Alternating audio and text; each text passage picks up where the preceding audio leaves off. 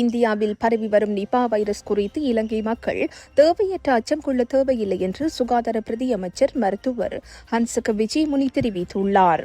இந்த வைரஸ் குறித்து இலங்கையின் சுகாதாரத்துறையினர் தீவிர அவதானம் செலுத்தி வருகின்றனர். இருப்பினும் இதுவரை இலங்கையில் எவரும் பாதிக்கப்படவில்லை என்றும் தெரிவித்துள்ளார். நிபா வைரஸ் தொற்று சந்தேகம் இருப்பின் அவர்களை பரிசோதிப்பதற்கான வசதிகள் மற்றும் பரிசோதனை உபகரணங்கள் இலங்கையிடம் போதிய அளவில் கையிருப்பில் உள்ளதாகவும் குறிப்பிட்டுள்ளார்.